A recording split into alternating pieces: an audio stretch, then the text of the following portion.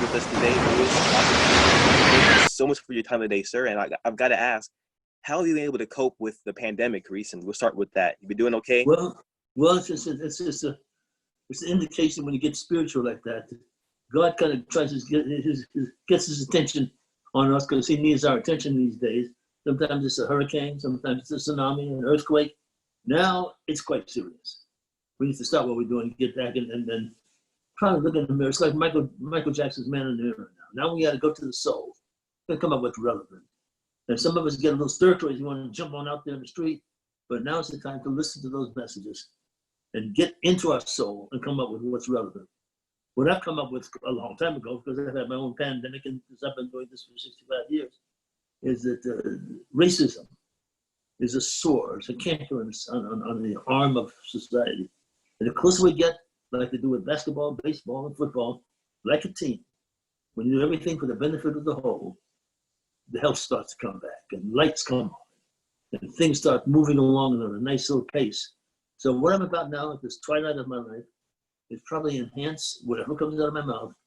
What we can do, the answer to this pandemic is what can we do for the benefit of everybody? And if we do that, the combination of our minds will make sure that we can put it in its proper place. That's but right now we got to think about it. Great advice. Words of wisdom from someone that definitely has experience, so we can all apply that. Well, I got my great grandmama. She was from down here. Okay. She died at the age of 117. She only lied to me one time, brother. What was that? This is gonna hurt me more than gonna hurt you. Nice. Yeah. Nice. Yeah. There's roots down here.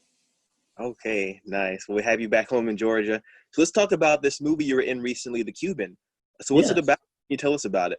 Well, he was the star. He was the star around the world in this nightclub called Copacabana, which is a world famous place.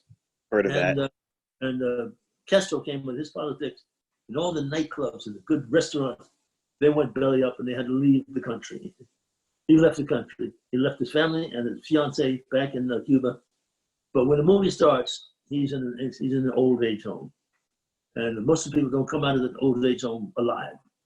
So he's incommunicado, and he becomes the special project of this young girl from Europe, played by Anna. And she tries to figure out how to get into him. She figures out his background is Cuban. She's doing some Cuban food and some music, and slowly but surely he starts to come too. They become very close friends. And the rest, I don't want to let you. I'll let you come and see it before you. We'll watch it for ourselves. That's a good backdrop, though. So the character does the character have two personalities? He's got his memories from Cuba, and he's still living here today. Okay, wow. Does the character have Alzheimer's? Is it memory loss? Is that Yes, he has memory loss, and then all of a sudden, she looks like his old girlfriend, his old fiancée, and then he snaps back into real life, and so she's done it. She's pushed all those buttons. Okay. Very nice. Yeah. Okay, interesting. So I gotta ask, what sort of person do you think would like to watch that movie? Anybody. Anybody go out. It's good entertainment, and it's good for anybody to watch that. Because those kind of people are around you every day anyway. That's true. Yeah, we can all probably relate to that kind of theme. So were parts of the movie, they were set in Cuba, wasn't it? Certain scenes? Yes. Now, had you been in Cuba before you were a part of this film, or was this your first time? I was, but I can't tell you officially because I have relatives in the Bahamas. So I have been in Cuba, but nobody knows. So, now okay. I can go anywhere. Quiet. Yeah, but beautiful people, beautiful culture. Yeah, Incredible. So close to the United States. Yeah. So purely African. It's so beautiful. Very beautiful. All right.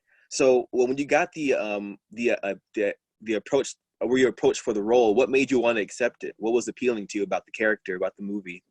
Well, the music is my high school music. Then we used to have cha-cha-cha contest back in Brooklyn, merengue, and those people were our movie stars. The Pachito and Tito Rodriguez and Tito Puente and Machito and Willie Bobo. All that music was part of our social media. So it was a nice music era to have that music around us all the time. Yeah, definitely. Music is definitely captivating for us to be a part of, especially when it has a lot of history and culture behind it. and getting the experience. Yeah, and it's got a lot of African in it, obviously. You know, Yeah. Todas las mujeres de la fiesta. Todas Yeah. quieren bailar conmigo. All the women in the front want to dance with me. So you probably learned a lot of Cuban culture as being part of this production. Yeah, well, I learned it again because I did a couple of movies in Spain and a couple of movies in Mexico. So slowly but surely I learned. When I'm in a society, the language comes back. I like the language and the food and the people. Yeah, the food definitely, right? Yes, sir. Yeah. Very simple, very familiar. So your character in the movie, what was a challenge about bringing him to life? Was there any difficulties about getting his personality just right that you had struggled with? No, well, you do a thing where the actors challenges. You look at certain things that you allow it to key your change. And when that happens to you, your change starts to key. So the Alzheimer's comes in and it comes back out. And it's amazing because then you like split into two when you're noticing yourself changing. Characters, yeah. Yeah. Very exciting for an actor to do. Yeah. So it's almost like in a film called what's the name of the Robert De Niro's movie? I should remember, but I can't remember now. But he plays I'm talking about though. He kind of had to play the same person but with different personalities, and so that can be. I guess that can be a challenge going back and forth from scene to scene. That can be challenging. Transitions, yeah. Another question. My favorite. Oh, go ahead. No, I'm still trying to remember the name of that movie. I just said it 10 minutes ago. He played one of those characters where he had to go through those changes. Right. Yeah. Obviously, one was not one you can remember. A little bit before my time, but I've heard of it though. Yeah. With this character that you played, I guess two-part question. In what ways was the character you played like yourself? And then in what ways do you think they were different from each other? Oh, yeah. Well, the name of the movie was Awakenings. Okay, now what was your question you asked? That's right. Yes. Yeah, that sounds familiar. No, about your character in the movie, The Cuban, in what ways could you relate to him and in what ways were you guys different? We're not different at all. I don't have Alzheimer's, if you want to talk about that. Right. But he has to do a challenge, which is gratitude as opposed to him not having a challenge. There's certain behavior patterns that these elders have to go through in order for them to stay in those motorhomes. Otherwise, the motorhomes can't make any money. To become something that's worth money instead of making sure that these elder people have a better life and live a long time. If they live a long time, it's more better. Yeah. No, I'm saying that's the important thing isn't really about the money. So it's kind of sad when people focus more on that than that's actually a person. Then it's just the longevity of the patient. Yeah. Yes. So he gets one last chance to be fully 360. And his kids give him his uniform and his guitar. They bring him out one last time, and he has a ball. Wow. He has a ball. It's a nice experience. Yeah. So he plays the guitar, and what else does he play in the movie? Anything else the character plays? He's a singer. He's a singer. Okay. He can play all the instruments. He's a singer, and the nurse fades back and forth to being his old love that he left in Cuba, and the nurse. It goes back and forth. Right. Yeah. So I'm wondering, in real life, do you play any instruments yourself in real life? I play guitar. Yeah. You do? Okay, so the character is very similar, it seems like, to your actual personality. So yeah, I didn't play it well enough to do it in the movie, but it looks like I did play well. Not that good, but you still play. Yeah, I used to play the old folk era, during Woodstock and stuff. Yeah. Wow. Okay. Interesting. Yeah. So I don't want you to give away too much, but still, what's your favorite part of dialogue in the movie? Your favorite part of dialogue? Teaching her how to do the rhythms. The nurse?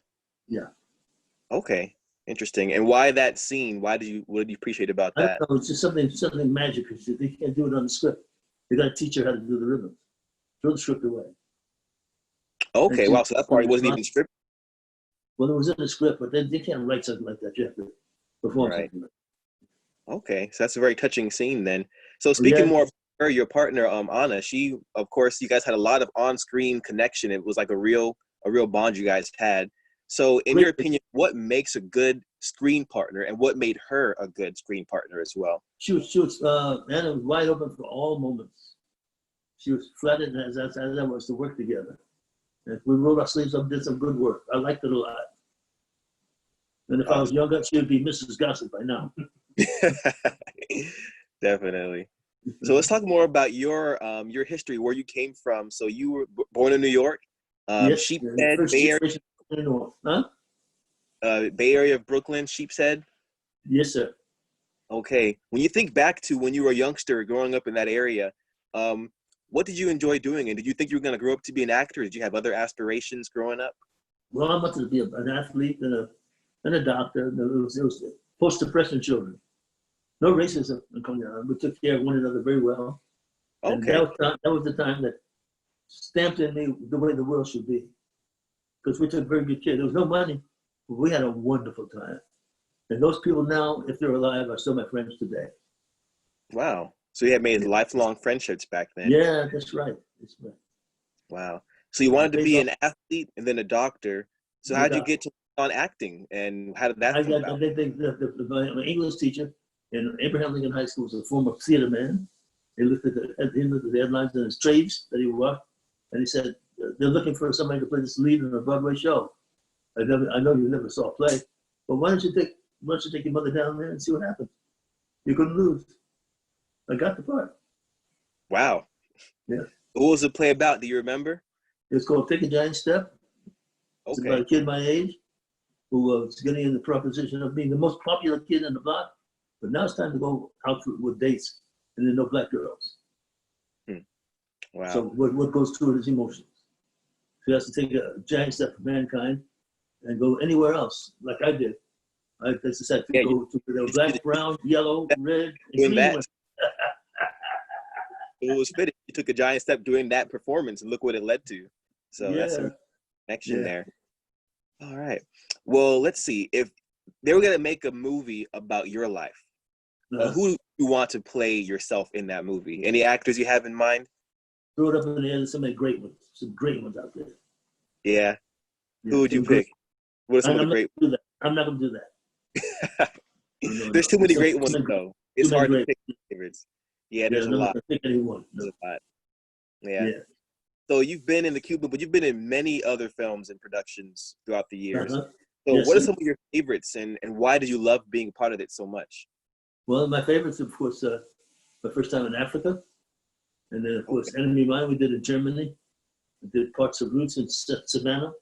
And that was a big one for you. Yeah. And then some places, the Fiddler, and I was in Brazil. I've been around the world 10 times. Wow. It's a great education. Been in Nova Scotia, Canada, South Africa, Australia, Brazil, Mexico, of course, the United States, and all those cities. And I brought my son with him, so he's got a nice little education there. It's very nice. Yeah. To combine all these cultures that all work so well.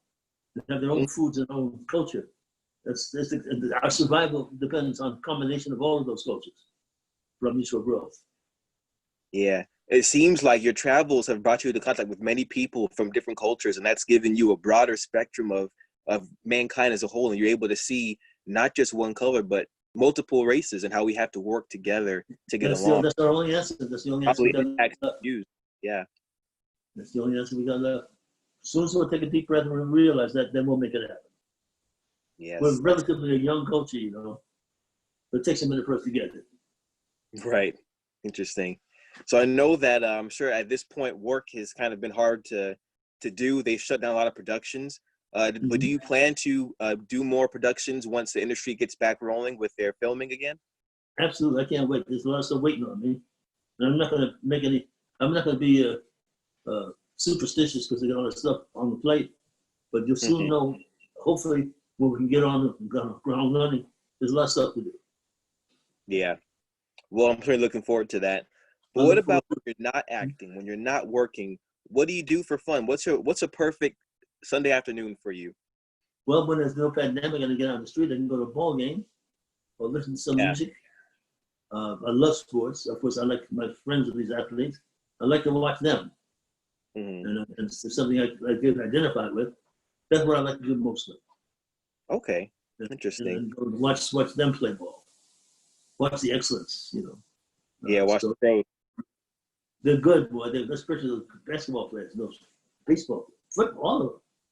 They are amazing. The talent, yeah. Yeah, they're amazing. Speaking about talent, you mentioned that there were so many greats that came before you of great actors. But when you look at some of the actors coming up now, do any of them, do you think, remind you of yourself, or do you see potential for them to become one of the greats? Well, I see potential in all of them, and I make a point of not picking out any favorites. They're all really very good. I want them all to show them the wares. And there's a lot of them these days because there's a chance for them to all make it. And I want to continue encouraging them to all go for the goal. Of course, there's over 100 of them that I've seen that I'm impressed with. And that's the truth, because really when you look at it not as competition, but as teamwork, everybody can have success. It's not just everybody. It's just everybody. Yeah. And then everybody gets an opportunity to do their like thing. your mind. Yes, it's creating of this new society, which is necessary. Mm-hmm. And I love them. And if I can do anything to help them, I will do that. Yeah, definitely. I mean, you've definitely got the experience to share with them, so they can definitely learn a lot. That's a natural thing to do. That's what my grandmama did with me. Yeah, and the fact that helps, because some people have, but they don't want to share what they have, and so you lose credit on. Yeah. Well, that's really good. That's commendable. So, you've been in the industry for decades. You've been movies, TV shows, dramas, and you've garnered many achievements. You've won several awards. You've had a lot of success in your job, and even now you're working on new projects and new movies that are coming up. So at this point in your career, what's next for you to do? Exactly what you just said. What's next? What's next? Yeah, every day you wrap it up, and there's some exciting things next, but there's a superstition. When it's exciting, you don't talk about it. Just let it happen. Let it happen. Well, I can really you'll appreciate hear about it. If it's going to happen, you'll hear about it. We'll hear about it. We'll see it. Yes, we'll see it. Yes, sir. All right. Yeah, when life gets back to normal, we can definitely look forward to going back out to the movies and having more things to enjoy as a society. So we can look forward to that. You know, I think we'll get back to normal at some point. As long as we just. I don't think we're going to get back to normal. I think you get back to what's the new normal. Then this might be the new normal. Certain things. Yeah, because we let things happen. We let things get out of our control. You know. Right. Well, so no, pay attention when we wake up in the morning and keep it under control. Otherwise, we're going to lose control of it again. We're a young society. We're learning. We're doing well. We're learning, and you know, the thing about learning is you make mistakes, but you learn from them, and then you just keep moving. That's right. That's right. Keep moving. I wish you luck too, sir. Yeah, it was a pleasure talking to you today. We really thank you for sitting down for this interview. That was really nice. And The Cuban, if you want to watch it, for those watching this interview, you can see a trailer for it at thecubanmovie.com. That's it for us today. We're going to sign off. Everyone stay safe and well, and until next time. Thank you, brother. All right. Thank you, too. Bye-bye.